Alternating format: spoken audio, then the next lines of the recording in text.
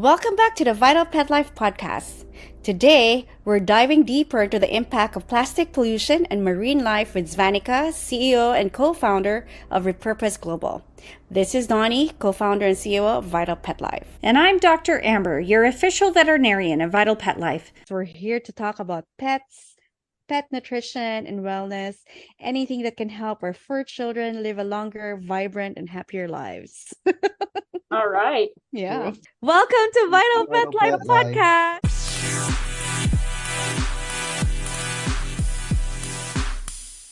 Let's welcome back Svanika. Can you share some stories, anecdotes, and some details about the environmental and social impacts of rePurpose Global's projects and how they go beyond just tackling plastic waste? Ooh, I can talk for hours about this. I think I love sharing. I love sharing stories because I think that that's really what brings all of the work to life. Mm-hmm. And I think, yeah, like you said, beyond the plastic waste part of it as well. Mm-hmm. So the big numbers in terms of what we do at the moment, we are in South America, Africa, Asia, in about 40 different locations. To date, we have removed close to 80 million pounds of plastic waste, low value plastic waste from the environment in just the last few years.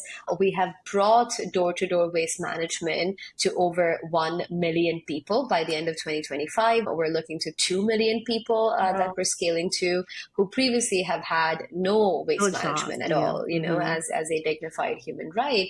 And we've also created formal jobs and empowered over 2,000 workers who were previously in the informal industry.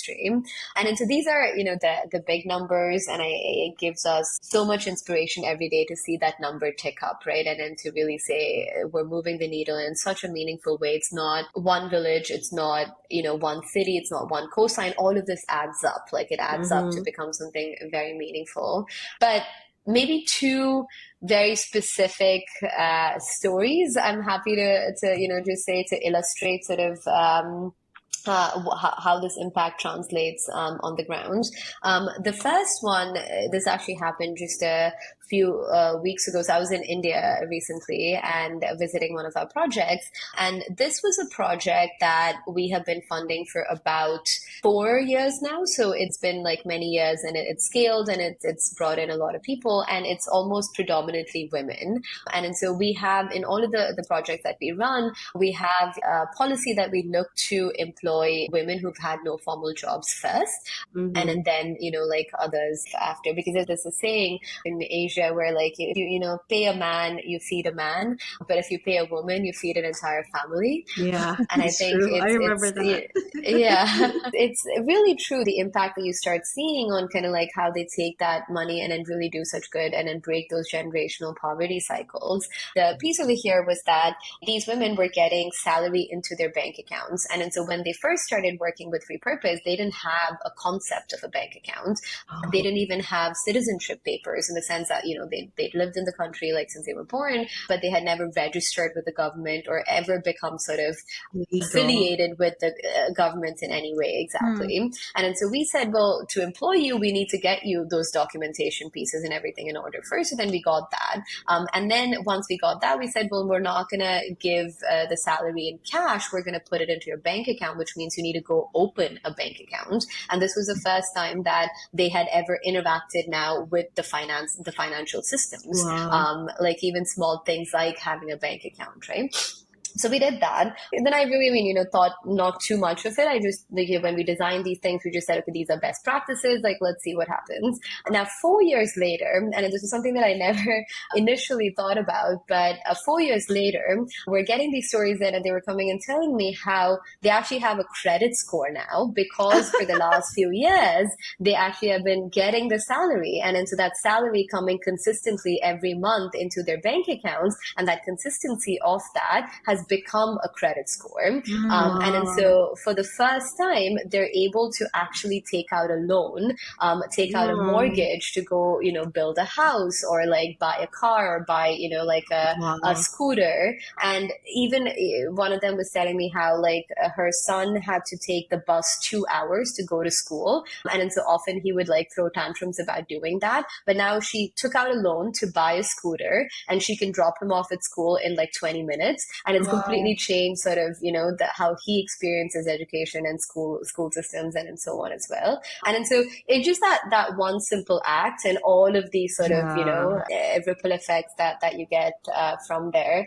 And I just particularly I really Well like that story done, Svanika. because Yeah, I'm sorry. I'm just you. adding, well done, because you're basically helping generational change lives. You're changing their lives. Like the kid could just imagine the child is now thinking that, I can dream better. Like it's not the Yeah. same dream as the mom or whatever, but well Yeah. done. Yeah, Yeah. no, yeah, it's right. And actually, my second story was exactly on that theme as well. I think so. This one also happened.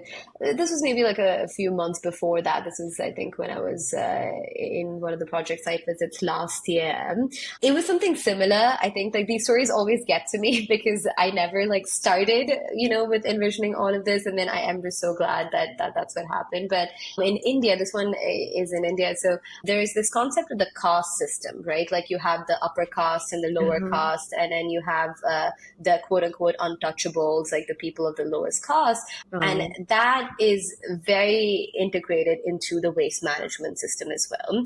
And so the waste pickers, the people who go and collect waste, are traditionally almost always, and I can even go so far as to say like in 100% of the cases, people of that quote unquote lower castes. And so because they're of lower castes already, there's a lot of stigma associated with, well, mhm. you're dirty, like you work in garbage and so on. And so there was this case of like this little boy, and he was talking about how this boy is like 8, 9 years old, still in elementary school, and talking about how before he was always a little embarrassed about his parents' profession because they were of lower caste, and his friends at school would like make fun of them because like they were dirty, like they smelled bad, like they were working in landfills and compost sites all day, and then they didn't smell good, and there was like a lot of stigma attached to it. But then with the rePurpose, when they came onto the rePurpose projects, it's very formalized. There's uniforms, badges, like there's all sorts of things that go along with that, right?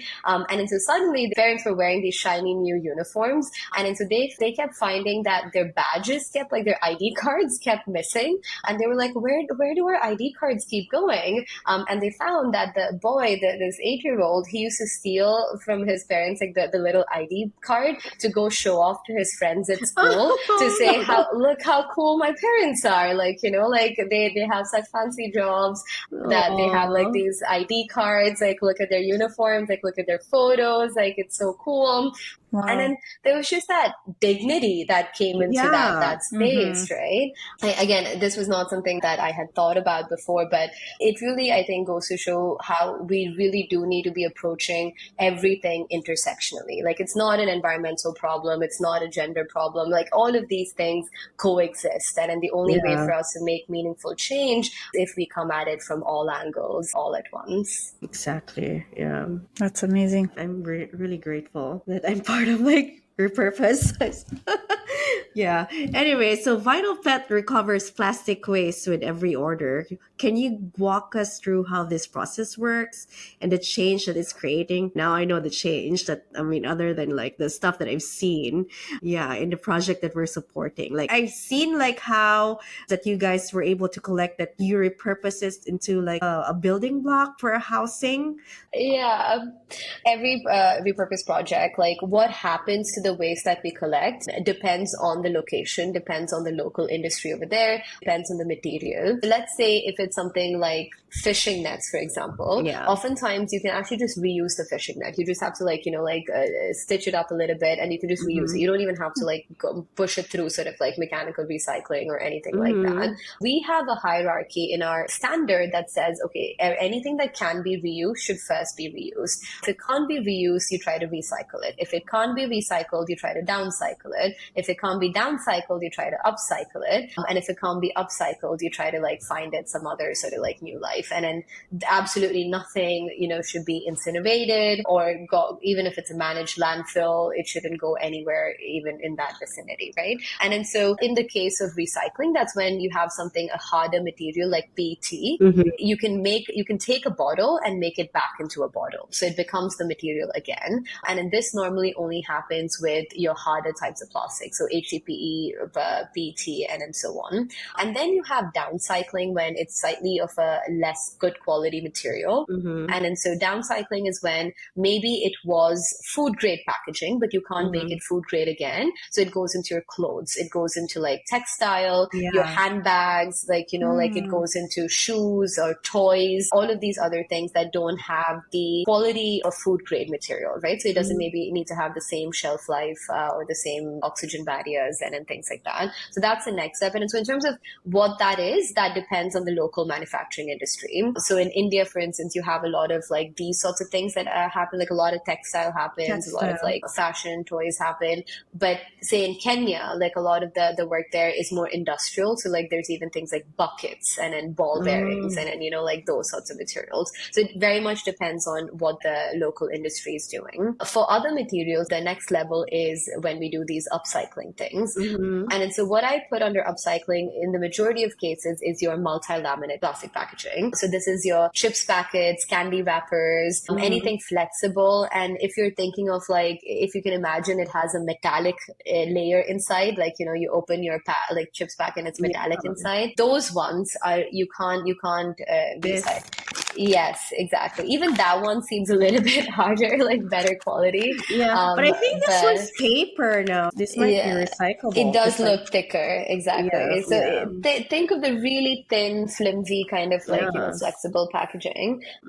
And so for those ones, the reason why you can't mechanically recycle it is because it's made out of multiple layers fused together. And then so the machines can't pull the layers apart. And then so the temperature and the things that you need to do for one layer is different for another layer. And then so you can't pull it apart. And then so you can chemically recycle it, but chemical recycling technology is very nascent, very expensive. I'm hopeful that in the next 10 years or so, it'll catch up. But for now, it's really difficult. And it's this type of plastic normally is what, Donie, to your example, those are the kinds of things that we do with it. So we do the process you were describing, we call it plastic lumber or like wood. Even our Colombia facility we were talking about before, that we do it there, where you can take it in, you can make it into bricks, and then the bricks can be used to build houses. We've built a lot of houses now, over 100 for low-income housing. We built over 100 classrooms, playgrounds, so you can use it for these sorts of things as well. You can also put it into roads, like in Kerala,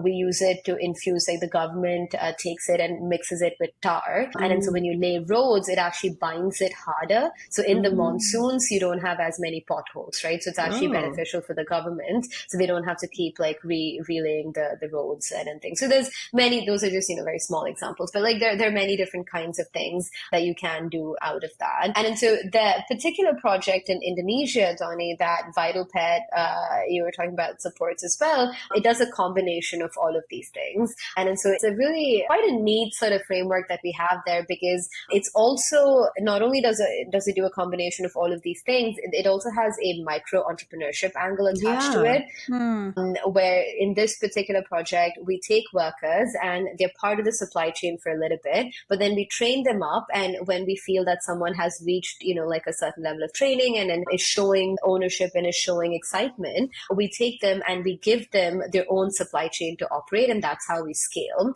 And then so we enter a new village, and then it's sort of like a hub and spoke model. So like to that wheel that exists already, we connect a new village and we put them in charge of that new region, and they get to control the entire P&L themselves. And it's almost like then they're running that business, that part of it completely for themselves. It's sort of, now there's a nice network. We've been doing it multiple times. It's really worked well. And so I'm very excited to keep scaling that as well. It's one more layer, right, of that social piece that we're adding in. Wow. It seems like there's so many moving parts. Like, I'm just amazed at people who have the brains to think about this stuff. Like all of these things that need to come together to make this goal happen.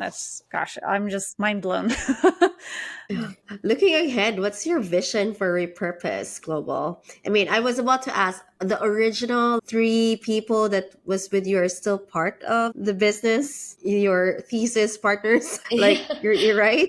Yes, What's the vision for rePurpose now, knowing what impacts have you guys been doing? I mean, Yeah. what's the Oh my dream? God. Mhm. Five Yeah. years We from now. still want to change the world. we still Yay! we still have have that same audacity, I would say. So yeah, Adi, Peter, and I, they're so very much part of the team. And I think honestly, none of this would be possible without them. I'm so grateful for the three of us to have the partnership that we have, because it's so hard, especially during the early days. There's so many ups and downs, right? There's so many problems. Something is on fire at all times, like I can just when you're dealing. imagine.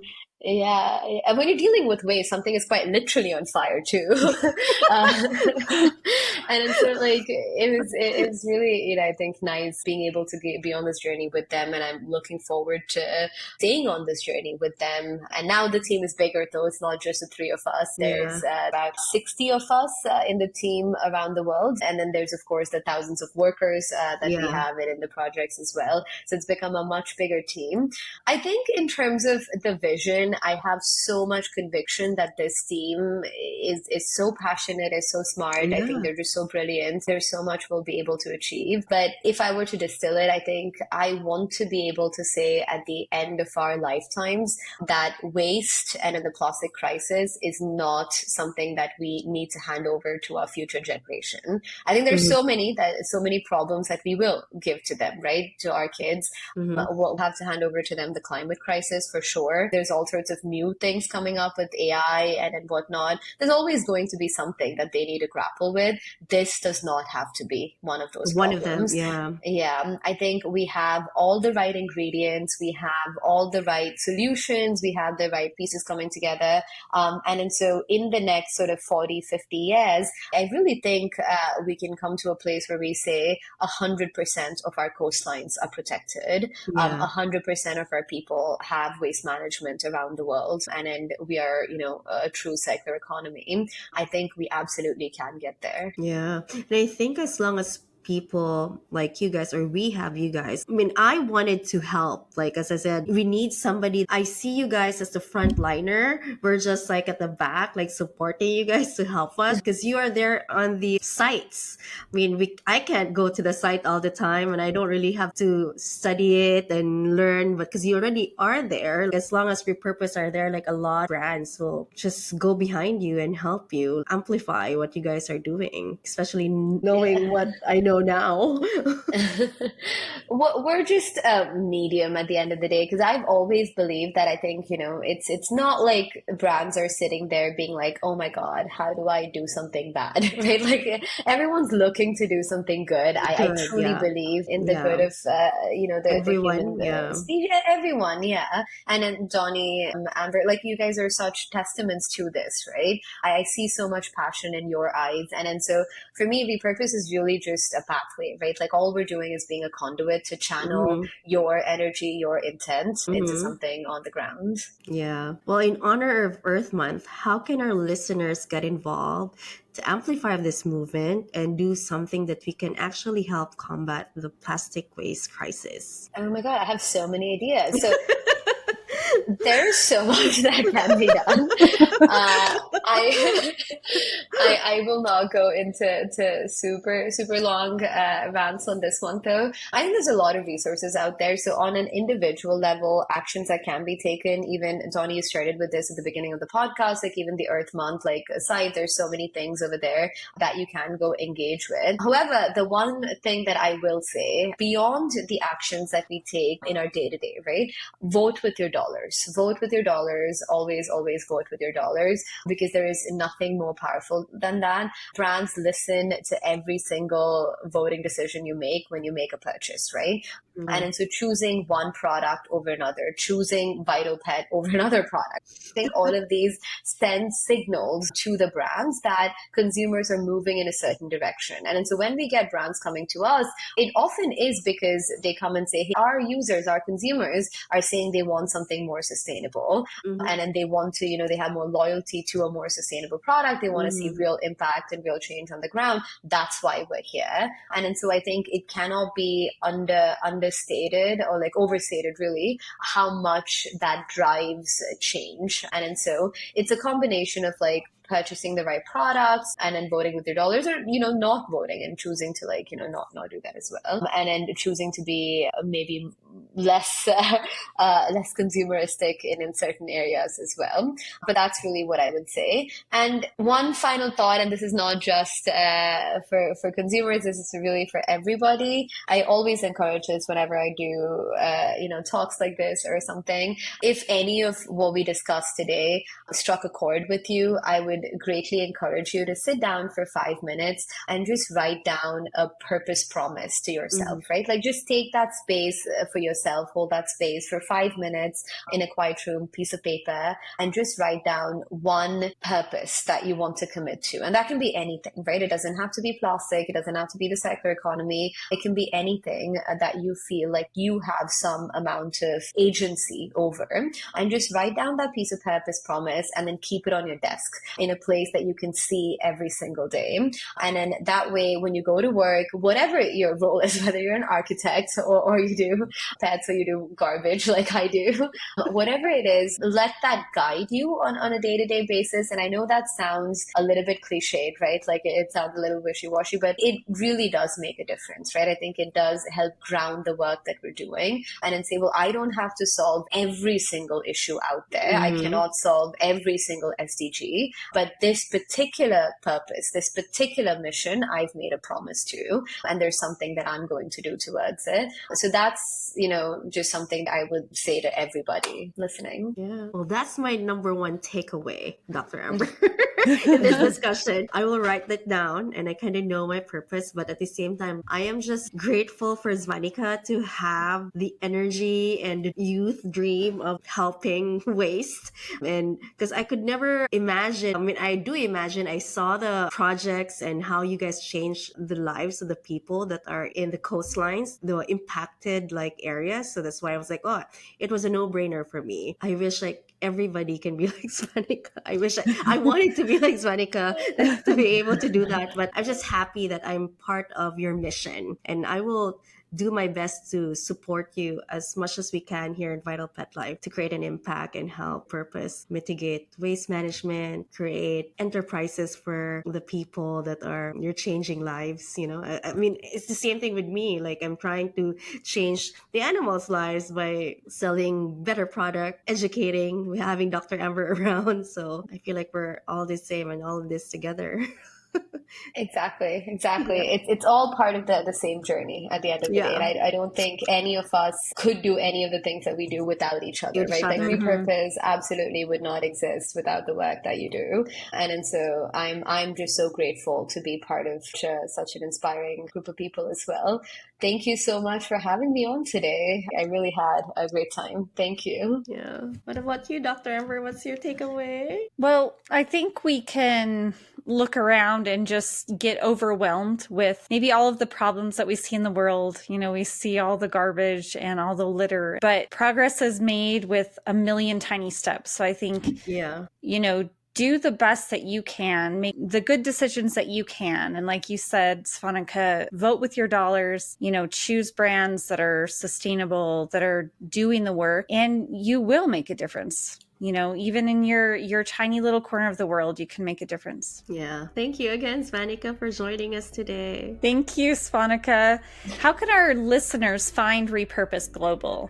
You can find us at www.repurpose.global. And we have a whole set of resources there. We also have an Instagram page, but our website also has a blog with some resources for consumers as well. But yeah, again, I had such a great time. It's such a warm energy. I really wish we could have done this in person. I know. But thank you so much for having me. Yeah, thank you so much.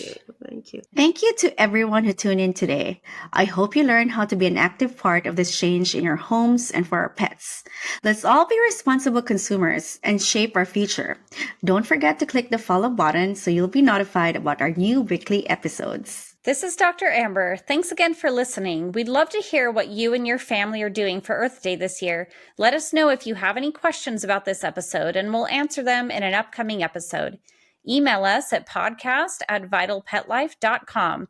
We appreciate all your feedback and can't wait to answer your questions on air. Thanks again and happy Earth Month.